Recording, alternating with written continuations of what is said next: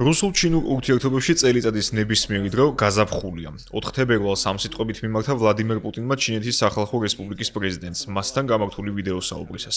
ნახევარსაათიანი კომუნიკაცია მხარეებმა გამოიყენეს ორმხრივი სტრატეგიული კავშირების გაღრმავების აუცილებლობასა და სხვადასხვა საერთაშორისო ფორმატში ერთმანეთის მხარდაჭერაზე სასაუბროთ. ზარდი გლობალური ტურბულენტობის პირობებში მოსკოვისა და პეკინის საგარეო პოლიტიკური ალიანსი რჩება მთავარ მასტაბილურებელ ფაქტორად. მზადვართ მაქსიმალურად მჭიდრო თანამშრომლობისთვის გლობალურ და რეგიონულ საკითხებზე, როგორც ორმხრივ საფუძვლებზე, ისე მრავალმხრივი ფორუმების, გაეროს, ბრიქსის, შანხაის თანამშრომლობის ორგანიზაციის ფარგლებში და იქაც, სადაც რუსულ-ჩინური ტანდემი მრავალმხრივ ურთიერთობებში საკვანძო როლს ასრულებს. გასულ წელს საზეიმოდ აღნიშნეთ ანტიფაშისტურ მეორე მსოფლიო ომში გამარჯვების მე-80 წლისთავი. რაც ნათელი დემონსტრირებაა ჩვენი ქვეყნების მზაობისა, დავიცვათ მეორე მსოფლიო ომის შედეგები და საერთაშორისო სამართლიანობა. ორმხრივი სავაჭრო თანამშრომლობა დინამიურად და სტაბილურად ვითარდება. ჩვენ ვავითარებთ რუსეთისა და ჩინეთის კულტურულ ჰუმანიტარულ კავშირებსაც და ვაპირებთ სტრატეგიული ურთიერთობების გაღრმავებასაც.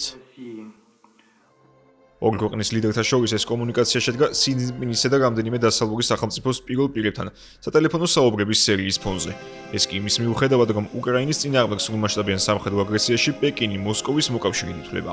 ამის გამო ევროპელი ლიდერები განსაკუთრებით ბოლო 4 წელია ცდილობდნენ გაეზრდათ წნეხი ჩინეთზე, რათა კრემლს შეეწყვიტა ომი უკრაინელი ხალხის წინააღმდეგ. თუმცა ახლა ევროპა პეკინთან ურთიერთობების ნორმალიზებას ცდილობს. ევროპული სახელმწიფოების შეცვლილი პოლიტიკა მეტწილად უკავშირდება მათსა და ვაშინგტონს შორის მზარდ უთანხმოებას, რომელიც ძირითადად გრენლანდიის საკითხს უკავშირდება. იმდინარე წლის იანვარში 8 წლის შემდეგ პირველად ჩინეთს ეწვია გაერთიანებული სამეფოს პრემიერ-მინისტრი კირ სტარმერი, რომელიც დაძაბული ურთიერთობების დიპლომატიური გზით მოგვარების აუცილებლობაზე მიუთითებდა და აცხადებდა, რომ მხარეებს შორის ყოვლისმომცველი სტრატეგიული შეთანხმებები უნდა გაფორმდეს. შეცვლილი გეოპოლიტიკური მდგომარეობით სარგებლობს ჩინური მხარეც, რომელიც მის სწრაფვის რომ დასავლეთთან დამთბარი ურთიერთობით ხელი შეეწყობა დაწესებული სანქციების გაუქმებას. პეკინისადმი მოკავშირეთა პოლიტიკით უკმაყოფილო ვაშინგტონი და მათ ტარიფების მაქსიმალურად გაზრდით ემუქრება. ამის მიუხედავად 4 თებერვალს სატელეფონო საუბარი გაიმართა დონალდ ტრამპსა და სი ძინპინს შორისაც, რომელსაც ამერიკის პრეზიდენტმა შესანიშნავი უწოდა. მხარეებმა ირანისა და ტაივანის ირგვლივ არსებული ვითარება განიხილეს.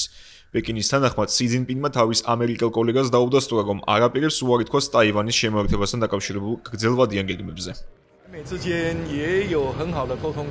ფაქტი ფაქტად რჩება, რომ ჩინეთის რესპუბლიკა, რაც ტაივანის ოფიციალურ სახელწოდებას წარმოადგენს, და ჩინეთის სახალხო რესპუბლიკა არ არიან ერთმანეთის დაქვემდებარებაში და ტაივანი არ არის ჩინეთის სახალხო რესპუბლიკის ნაწილი.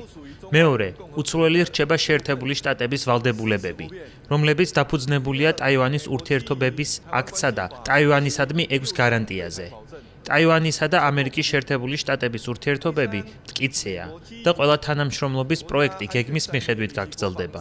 ვიმედოვნებთ, რომ ჩვენი ყველა თანამემამულე მხარს დაუჭერს მთავრობას და ქვეყანას და რომ ჩვენ შევძლებთ ერთად ვიმუშაოთ, რათა ქვეყანა უკეთესობისკენ შეიცვალოს.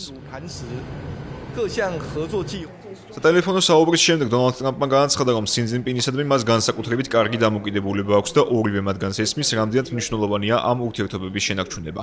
დონალდ ტრამპის განცხადებით აპრილში ჩინეთში ვიზიტსაც გეგმავს, რომელსაც მოუთმენლად ელის, თუმცა პეკინს ეს ინფორმაცია ჯერ არ დაუდასტურებია.